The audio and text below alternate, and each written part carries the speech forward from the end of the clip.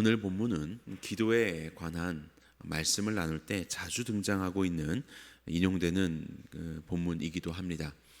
특별히 불의한 재판장이라 할지라도 끊임없는 여인의 간청에 귀찮아서라도 그 간청을 들어주는 그런 모습을 통하여서 기도의 열심과 또 인내, 바로 그러한 기도의 태도를 많이 강조하기도 합니다.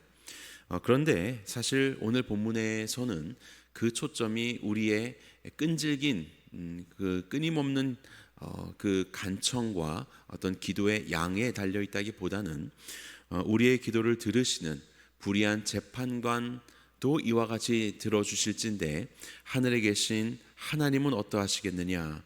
우리의 아버지 되신 하나님의 신실하심, 하나님의 신실하심이 우리의 기도의 확답과 또 기도를 할 수 있는 우리의 용기와 또 하나님의 그 응답의 확신의 근거다라고 그렇게 말씀해 주고 계십니다. 하나님의 신실하심이 주요한 예수님의 말씀의 주제라는 것이지요. 그러면 이 말씀을 본문으로 하여서 몇 가지 질문을 통해서 우리의 자세를 함께 살펴보기를 원합니다. 성도가 낙심하는 주된 이유가 무엇일까요? 오늘 본문은 예수께서 그들에게 항상 기도하고 낙심하지 말아야 할 것이라고 말씀하십니다. 마치 낙심하는 것이 흔히 일어나는 이 말을 들어야 할 성도들의 기본적인 상황, 전제인 것처럼 그렇게 말씀하고 계시지요. 정말로 우리는 기도를 하지만 낙심할 때가 참으로 많습니다. 두 가지 이유로 한번 생각을 해보았습니다. 첫 번째, 우리는 왜 낙심을 하는가? 응답의 지연 때문에 낙심을 할 때가 있어요. 하나님께 아무리 기도하지만 응답해 주시지 않는 것이죠. 그 속에서 때로는 낙심에 빠질 때가 있습니다. 오늘 18장의 말씀은 17절에서 이어지는 예수님의 말씀입니다. 그러면 이 17장의 내용들이 또한 그 맥락을 이해하는 데 중요할 것이라고 생각됩니다. 17장을 언뜻 보시면 하나님 나라에 관한 이야기라는 것을 알게 됩니다.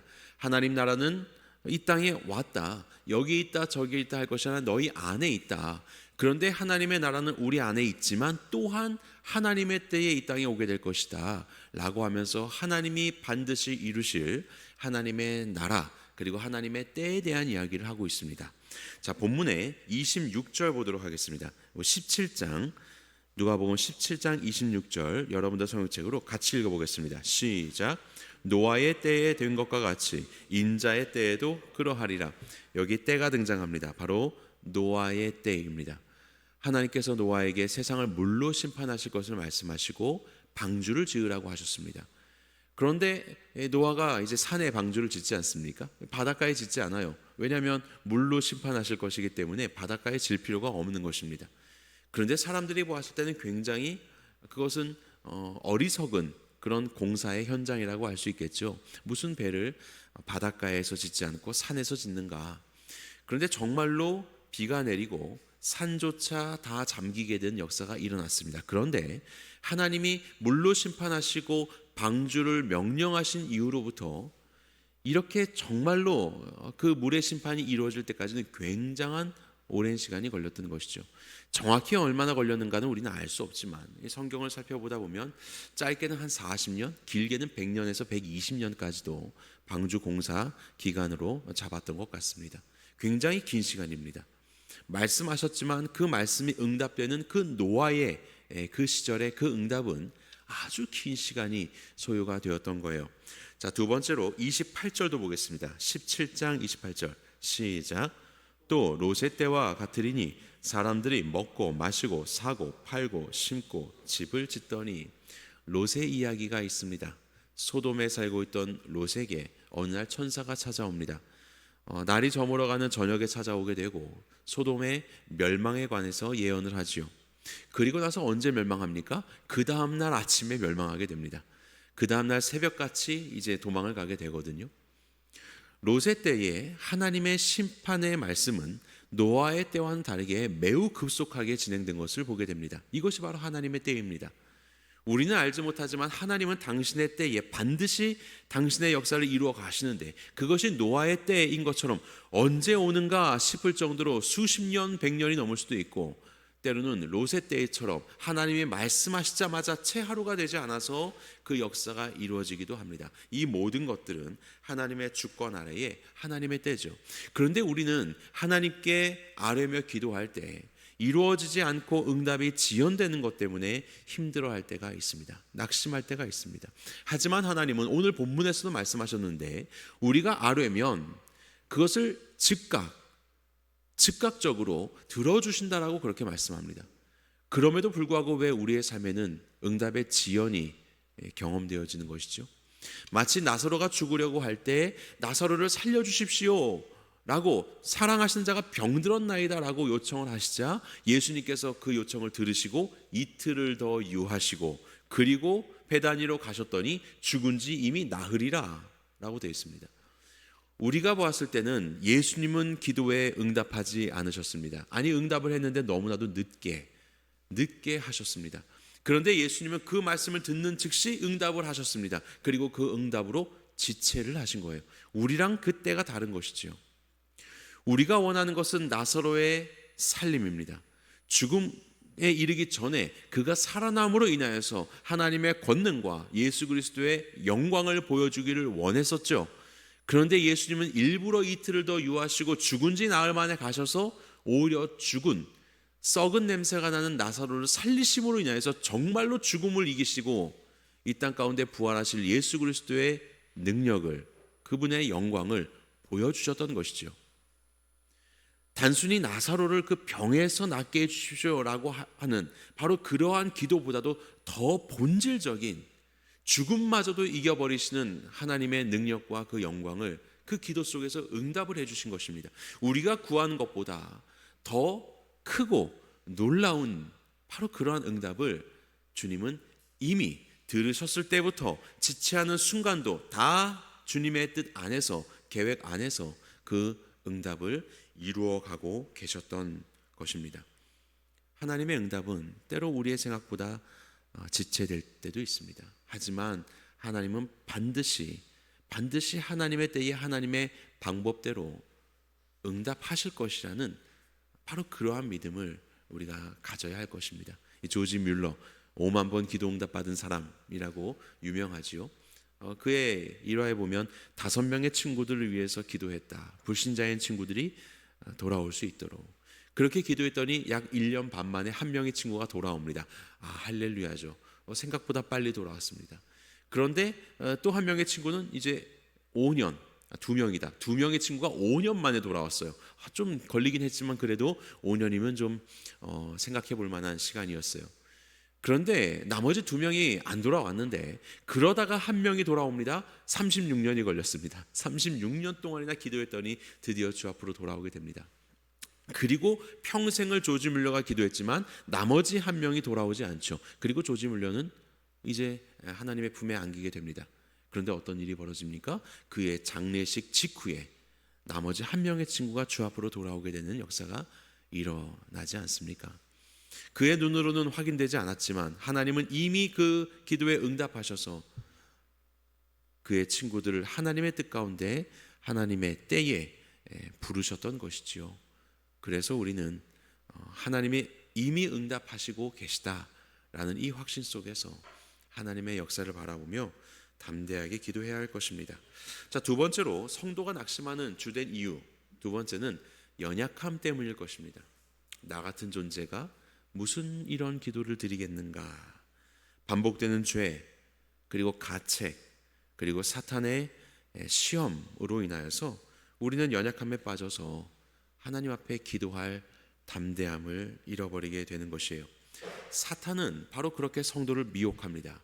사탄의 유혹은 언제나 하나님에 대한 왜곡과 오해를 첫 단추로 합니다. 그래서 에덴에서 범죄할 때도 하나님에 대해서 오해하게 만들죠. 왜곡하게 만들죠. 그러면서 범죄에 빠지게 만들죠. 그렇게 하나님은 우리의 삶 속에서 하나님에 대해서 우리가 오해하도록, 왜곡하도록 그렇게 사탄은 우리를 유혹하고 시험에 빠뜨리며 결국 하나님과 멀어지고 성도다운 삶과 멀어지게 만드는 그런 일들을 우리의 삶에 저지르고 있습니다. 하나님은 우리의 기도에 응답하십니다. 그런데 왜 하나님이 내 기도에는 응답하시지 않지? 나를 살피시지 않는 것인가? 나와 함께 기도하는 내 지체의 기도는 금방 응답하셨는데 왜 나에게는 그런 응답을 이렇게 속히 허락하시지 않으시는가? 하나님은 나를 살피시지 않는가? 나를 버리셨는가? 하나님은 나에게 관심이 없으신가? 여러 생각들이 우리 안에 들게 될 때가 있습니다. 그러다가 하긴 나 같은 것이 무슨 낯짝이 있어서 하나님께 이런 것들을 아뢰 수 있는가 라고 이야기하면서 하나님의 일하심과 하나님의 무한한 사랑하심을 왜곡하고 결국 바른 그 자리를 떠나버리는 것이 우리의 모습이지 않습니까? 그런데 오늘 본문은요, 불의한 재판장도요, 하나님을 두려워하지 않고 사람을 무시하는 그 교만한 불의한 재판장도 자기가 귀찮아서라도 이 여인의 그 기도를 들어줍니다. 이 여인은 과부라고 표현되어 있는데 아무것도 없어요. 당시 사회적인 그런 상황 속에서 과부는 정말 아무것도 없는, 돈도 없고 백도 없고 힘도 없고 아무것도 없는 자예요. 아무것도 없는 자가 그토록 불의한 재판장에게 열심히 기도했더니 귀찮아서라도 들어주는데 하물며 너희 하나님은 우리의 아무것도 없는 것 다 아셔도 하나님은 우리를 있는 모습 그대로 사랑하시고 우리가 하나님께 필요한 것들을 아뢰면 우리보다 우리의 진정한 필요를 더 잘 아시는 우리의 좋은 아버지 되시는 하나님께서 우리에게 좋은 것을 주시지 않겠느냐. 이것이 바로 주의 말씀이 우리에게 주시는 진리이지 않습니까? 그래서 우리는 하나님 앞에 담대히 나아갈 수 있는 것입니다. 자, 히브리서 말씀 여러분들 유인물 참고해 주시고요. 15절과 16절 같이 읽겠습니다. 시작. 우리에게 있는 대제사장은 우리의 연약함을 동정하지 못하시리가 아니요 모든 일에 우리와 똑같이 시험을 받으신 이로되 죄는 없으시니라. 그러므로 우리는 긍휼하심을 받고 때를 따라 돕는 은혜를 얻기 위하여 은혜의 보좌 앞에 담대히 나아갈 것입니다. 우리 주님은요, 우리의 모든 것을 아시는 분이십니다. 우리의 연약함을 동정하지 못하시리가 아니십니다. 기꺼이 아시고 그의 자비하심 속에서 우리를 부르십니다. 그래서 우리는 그 은혜에 힘입어 오늘도 담대하게 하나님 앞으로 기도의 자리로 나아갈 수 있게 되는 것이죠. 우리 하나님께서는 그 길을 예수 그리스도의 보혈의 피로 열어두시고 누구나 하나님의 자녀된 자가 예수님의 이름을 힘입어서 주 앞에 나와 하나님 앞에 나와 간구하기를 오늘도 기다리고 계시는 것이지요. 그래서 우리는 담대히 은혜의 보좌 앞에 나아갈 수 있는 것입니다. 자, 갈라디아서 6장 9절 같이 읽겠습니다. 시작. 우리가 선을 행하되 낙심하지 말지니 포기하지 아니하면 때가 이름에 거두리라. 여기도 낙심하지 말라라고 말씀하시죠. 포기하지 말아라. 하나님의 때가 이르면 결국 거두게 될 것이다. 그것을 위해서 우리는 기도하며 하나님께서 정말로 원하시고 우리에게 참다운 것이 무엇인지를 아버지께 묻고 주님의 때를 기다리며 그 시간 속에서 성숙성장하게 되는 것입니다. 자, 그렇다면 2번 보겠습니다. 본문에서 예수님이 강조하시는 기도의 기능이 뭘까요? 기도를 왜 하는가? 라고 하는 기도의 기능. 자, 1절 말씀 보겠습니다. 예수께서 그들에게 항상 기도하고 낙심하지 말아야 할 것을 비유로 말씀하여 낙심하지 말아라. 항상 기도하여라. 낙심으로 채워지는 너의 생각과 마음을 버리고 기도로 채워라. 항상 기도하여라. 기도로 채워지는 너의 마음과 삶 속에 낙심이 들어설 자리가 없다라고 말씀하시는 것입니다. 곧 기도의 기능이 있습니다. 그게 뭡니까?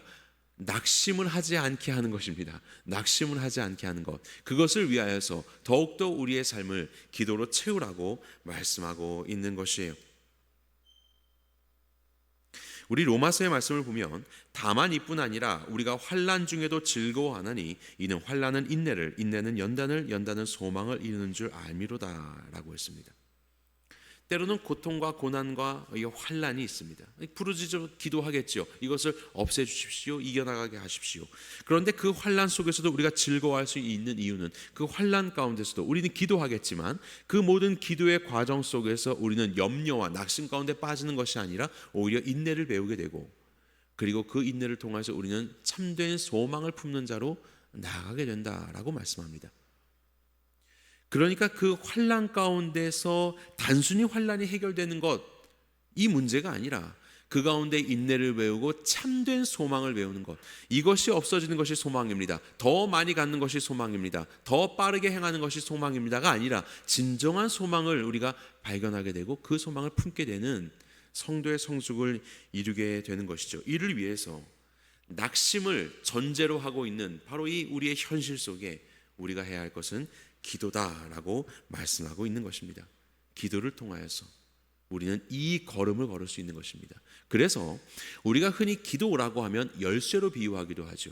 어떤 문제가 있을 때 이 문제를 해결할 수 있는 키, 열쇠. 그래서 기도가 이것을 연다. 문제를 해결하고 또 가다가 또 문제가 생기면 기도로 해결하고, 이렇게 열쇠로 우리가 기도를 비유하기도 하지만, 그렇게 기도는 여러 가지로 비유할 수 있겠지만 특별히 오늘 본문에서의 이 말씀에서는 단순히 문제 해결을 위한 열쇠로서의 기도를 말하는 것이 아닙니다. 이것은 바로 우리의 매일의 삶, 항상 기도하라고 하신 것처럼 마땅히 성도가 살아야 하는 삶, 낙심하는 삶을 버리고 염려와 걱정과 근심의 삶이 아니라 하나님의 인내와 참다운 소망을 품으면서 진정한 믿음이 있는 성도다운 삶을 살게 하는 호흡과도 같은 것이죠.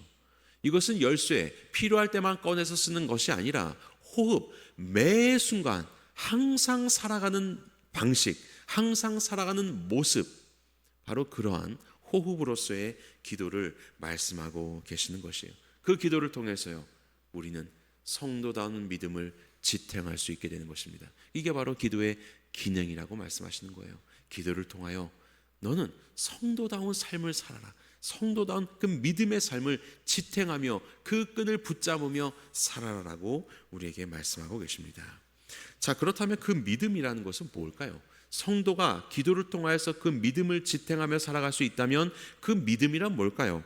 3번 보겠습니다. 예수님이 찾으시는 그 믿음이란 무엇이며 어떻게 소유할 수 있습니까? 자, 본문의 8절 말씀, 18장 8절 한 목소리로 보겠습니다. 시작. 내가 너희에게 이르노니 속히 그 원한을 풀어 주시리라. 그러나 인자가 올 때에 세상에서 믿음을 보겠느냐 하시니라. 우리는 기도를 하고 응답을 말하고 있죠. 응답을 구하고 있죠. 그런데 지금 주님이 구하시는 게 뭡니까? 주님은 믿음을 구하고 계십니다. 응답을 찾고자 하는 많은 사람들에게 예수님께서는 나는 믿음을 찾고 있어. 내가 다시 올 때에 이 믿음이 있겠느냐라고 그 믿음을 보고자 하시는 예수님의 말씀을 보게 됩니다. 자, 여기에 보면 세상에서 믿음을 보겠느냐라고 이렇게 말씀하시죠. 그런데 이거의 원어, 헬라어 원어를 보면 믿음이라는 말 앞에 관사 텐이라는 말이 있습니다. 텐 피스추라고 해서 그 믿음이에요. 그 믿음. 그냥 일반적인 보편적인 믿음을 보겠느냐가 아니라, 그러나 하나님이 응답하실 건데, 그런데 내가 이 땅에 다시 올 그 마지막의 때에 그 믿음을 보겠느냐라고 하는 겁니다. 그 믿음은 뭡니까? 앞서서 말하고 있는 여인의 믿음, 과부의 믿음을 말하고 있는 겁니다. 특별히 종말의 때에 우리가 믿음의 여러 가지 영역들을 다 알고 그것을 붙잡아야겠지만, 특별히 종말의 때에 우리가 하나님 앞에 붙잡아야 할 믿음, 예수님께서 찾으시는 그 믿음이 무엇일까? 이 그 믿음, 이 텐 피스추, 이 그 믿음이 무엇일까? 이것을 함께 살펴보려고 합니다. 그것은 바로 과부의 믿음이라고 할 수 있습니다. 이것을 한마디로 말하면, 그 과부의 믿음을 한마디로 말하면 끝까지의 믿음, 이렇게 표현해 보고 싶습니다. 끝까지의 믿음. 끝까지의 믿음을 우리 주님은 찾고 계신다. 이것을 좀 살펴보겠습니다. 두 가지로 살펴보는데요. 첫 번째는 하나님만이 참된 길이심을 인정하는 믿음입니다. 하나님만이 참된 길이심을 인정하는 믿음. 여인이, 아무것도 없는 과부가 그 어려운 상황 속에서 불의한 재판관을 찾아갑니다. 누가 보더라도 불의해서 응답 안 해줄 것 같기도 한데 그를 찾아갑니다. 그가 여전히 응답을 해주지 않습니다. 마주하지 않습니다. 그럼에도 불구하고 다른 곳으로 가지 않고 이 재판장을 또 찾아옵니다. 과부가 알고 있는 사람이나 그가 선행을 베풀었던 누군가, 이런 것들을 의지하지 않고 계속해서 이 재판장을 찾아갑니다. 왜 그렇습니까? 재판장만이 이 문제를 해결해 줄 수 있는 길이라고 생각했기 때문에 그렇습니다. 여기 다니엘서 말씀을 같이 보겠습니다. 12장 4절 함께 읽겠습니다. 시작. 다니엘아, 마지막 때까지 이 말을 간수하고 이 글을 봉함하라. 많은 사람이 빨리 왕래하며 지식이 더하리라. 마지막 때의 세상의 현상, 많은 사람들이 빨리 왕래하며 지식이 더하게 된다. 우리가 살아가는 이 세상이죠. 사람들이 서로 왕래를 하면서 정보가 오고 갑니다. 뭐 정보만 오고 가겠습니까? 재화, 여러 가지 물질들이 오고 가게 될 것입니다. 정보와 물질은 문제를 해결할 수 있는 능력입니다. 마지막 때가 될수록 더 많은 사람들이 더욱더 빨리 왕래하면서 정보를 얻기가 쉬워지고 물질을 얻기가 쉬워집니다. 이럴 때가 될수록 우리의 인생에 어떤 문제가 있으면 하나님을 찾는 것이 아니라 정보를 찾고 물질을 찾습니다.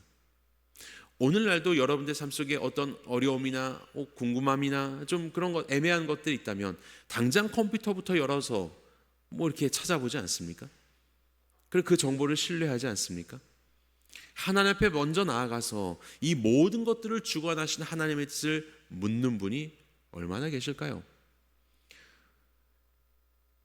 마지막 때가 될수록 더욱 하나님이 아닌 다른 것들을 의지할 수 있는 때가 찾아옵니다. 손쉽게 얻을 수 있는 때가 찾아옵니다. 그때일수록 다니엘아, 이 말을 잘 봉함하고 있어라 라고 하죠.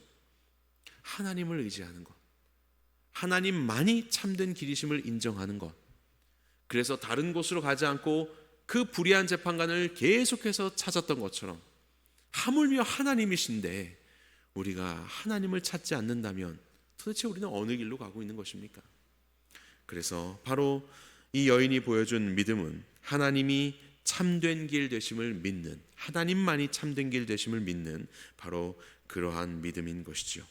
그래서 오직 하나님께만 정답이 있기 때문에 하나님을 떠나지 않고 하나님을 의지하고 하나님께 묻고 하나님의 응답을 기다리는 바로 그러한 여인의 믿음이, 그 믿음이 우리 가운데 필요한 것입니다. 자, 두 번째 여인의 믿음은 하나님의 신실하심을 믿는 믿음입니다. 하나님의 신실하심을 믿는 믿음. 아무리 이 재판관이 이 문제를 해결해 줄 수 있는 능력이 있는 자라는 것을 안다고 하여도 내가 찾아갔을 때 그가 내게 그것을 응해 주는 것은 다른 문제입니다. 그에게 길이 있다는 것을 알아도 그가 내게 응답해 준다는 것을 아는 것은 다른 길이에요.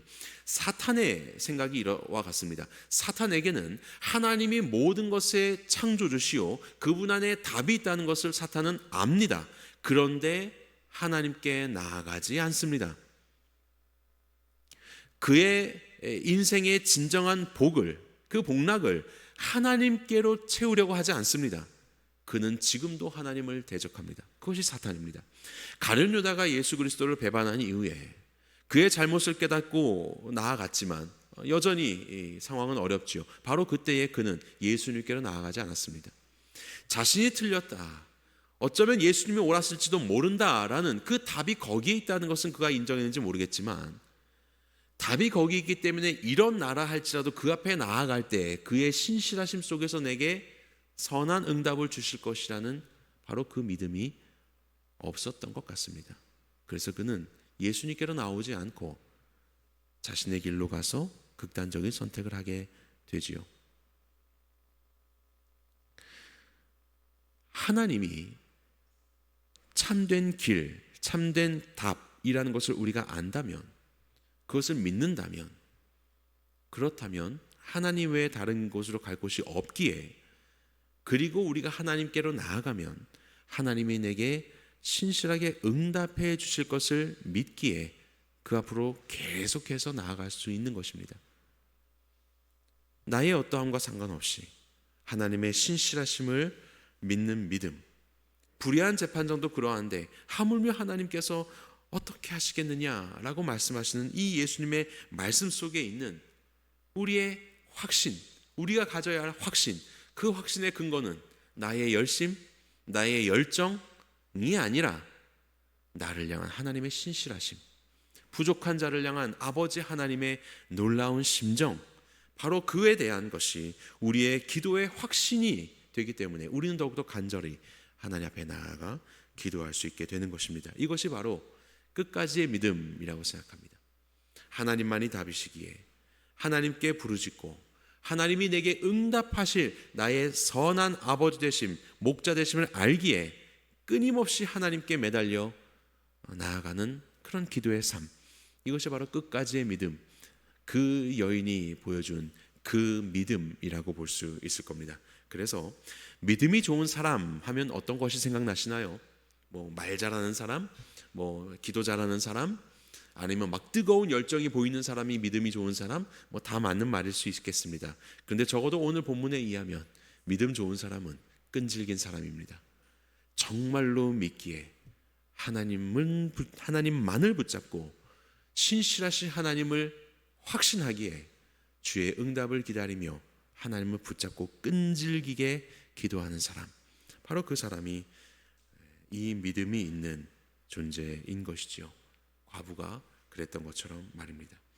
그렇다면 우리는 어떻게 이 믿음을 소유할 수 있을까요? 우리가 어떻게 이 믿음을 소유할 수 있는가? 오늘 본문 말씀이 17장과 이어지는 그 맥락 중에 있다는 것을 다시 한번 기억하십시오. 17장에 하나님의 나라라는 것이 있었고, 때로는 노아의 때, 때로는 롯의 때와 같이 하나님의 정하신 때에 길게는 수십 년간, 그리고 짧게는 하루도 채 되지 않는 속에서 하나님은 마침내 당신의 역사를 이루시고 결국 하나님은 이 땅에 천국을 이루어내실 것이며 우리는 아무도 알 수 없는 그때에 천국으로 들려가게 될 것이다 라고 그렇게 말씀하고 있습니다. 이 모든 것들은 그 마지막 때에 행하실 하나님의 주권적인 역사를 말하고 있는 것이죠. 우리는 이미와 아직 사이를 살아가는 존재들입니다. 천국이 여기 있다 저기 있다가 아니라 너희 중에 있다라고 말씀하셨어요. 그런데 천국은 또 그날이 되면 또 찾아오는 주의 때에 오는 것이라고도 말씀하셨어요. 그러니까 이미 너희 안에 하나님의 나라가 있고, 그리고 아직 너희에게 오지 않은 하나님의 나라가 또 있는 거예요. 이 이중 구조 속에서 우리는 살아가고 있습니다. 그러면 아직 오지 않은 그 하나님의 나라를 우리가 어떻게 들어갈 수 있습니까? 돈으로도 못 가요. 하나님 나라. 지식으로 못 가요. 하나님 나라. 거듭나면 가는 나라, 하나님 나라. 믿음으로 가는 나라, 하나님 나라요. 믿음으로 가는 것이에요. 그 나라는 우리가 어떻게 가느냐? 믿음을 가지고 가는 것이에요. 그렇다면 오늘 임한 하나님의 나라는 어떻게 우리가 누릴 수 있겠습니까? 그 하나님의 나라도 똑같습니다. 믿음으로 누리는 것입니다. 지금 눈에 보이기에는 고통과 환난과 아픈 현실이 있지만 하나님께 기도하고 매달리고 여전히 그때는 오지 않는 것 같지만, 그럼에도 불구하고 우리의 삶에 응답하시고 가장 선한 것을 주시기 위해서 지금도 일하시고 계시는, 이미 응답하신 하나님께서는 우리의 그 상황 속에서도 하나님의 나라라는 것을 심어 놓으셨습니다. 그것은 다른 것이 아니라 하나님의 다스림, 하나님의 주권적인 뜻, 그 뜻 가운데서 우리가 성장하게 되고 발전하게 되고 참다운 자유와 행복을 누리게 되고, 그래서 이 땅을 살아가지만 비록 온전하지는 않지만 이 땅에 있는 그 하나님의 나라를 바로 그 고난 속이라 할지라도 우리가 누리게 하심으로 고난마저도 유익이 되게 하시는 놀라운 역설적인 진리를 우리 가운데 체험하게 하시는 것이에요. 바로 그 하나님의 나라를 우리가 어떻게 들어갈 수 있을까요? 오늘 이미 임한 그 하나님의 나라를요, 바로 믿음이라는 것입니다. 하나님을 믿는 믿음. 그래서 오늘 본문은 이러한 천국에 대한 이야기, 종말론적인 이야기를 하시면서 기도에 대한 이야기를 하시고, 내가 그때에 너희에게 이런 믿음을 보겠느냐라고 하시는 거예요. 우리가 어떻게 그 믿음을 소유할 수 있는가? 하나님은 하나님의 나라를 반드시 이루어내신다. 바로 그 믿음. 그것이 이미와 아직이라는 이 두 가지의 하나님 나라가 임하였고 이루실 것처럼 이미 임한 하나님의 나라, 그래서 바로 이 상황 속에서도 하나님의 선하신 다스림이 분명히 펼쳐지고 있다는 것을, 그래서 예수님께서 일부러 이틀을 더 유하고 계셨지만, 그래서 눈에 보이게는 이제 나사로가 죽고 이제 썩어서 냄새가 나는 상황이 되었지만, 오히려 그 참혹한 현실 속에서 하나님의 나라의 기틀이 닦여져 있고, 완전한 죽음이라는 그 기틀 위에서 생명의 부활에는 영광스러운 일들, 하나님의 역사를, 하나님의 나라를, 하나님의 능력을 나타내시는 것들을 바라보게 하시는, 그렇게 천국의 씨앗을 심으시며 그것을 만들어 가시는 하나님을 경험케 하시는 것입니다. 바로 기도를 통해서, 그것에 대한 확신이 우리 안에 있다면 우리는 기도를 통해서 우리의 시선이 세상을 바라보는 것이 아니라 하나님을 바라보게 하시고, 우리의 시선이 문제를 바라보는 것이 아니라 나의 내면 속 깊은 곳을 바라보게 하시고, 그 기도를 통하여서 보이지 않지만 이것 안에 있는 하나님의 나라를 보며 경험하게 하시는 그 역사를 이루어가고 계시는 것이죠. 그래서 우리가 이 믿음을 어떻게 소유할 수 있는가? 하나님의 나라를 이루어 가시고 이루시고 계시는 하나님의 역사를 신뢰함으로 인하여서 우리는 이 믿음을 가질 수 있는 겁니다. 하나님은 분명히 하신다, 이것을 알아라. 그래서 주님을 믿고 오늘도 낙심하지 말고 기도하여 너의 그 믿음을 유지하고 믿음을 지탱하여라 라고, 그렇게 예수님은 우리에게 말씀하고 계시는 것입니다. 우리는 기도하고 응답을 원하고 재빠르게 문제가 해결되기를 원하지만, 사실은 하나님은 우리에게 믿음을 찾기를 원하십니다. 믿음을 소유하기를 원하십니다. 그 믿음을 가지고 주님 앞에 서는 우리가 되기를 간절히 원합니다. 응답이 남는 것이 아닙니다. 응답은 뭐 다 지나가 버려요. 하지만 믿음이 남는 것입니다. 이 모든 기간 속에서 기도의 응답을 남기는 삶이 아니라 이 모든 상황 속에서 믿음을 남기는 성도가 되십시오. 나는 우리 주님을 이와 같이 신뢰합니다. 신실하신 하나님을 나는 이토록 믿습니다. 이 믿음을 가지시고 우리의 삶 가운데 찾아올 수많은 낙심의 현장 속에서 하나님을 경험함으로 더욱더 이 믿음을 굳건히 하시는, 기도하시는 성도님들 되시기를 주님의 이름으로 간절히 축원합니다.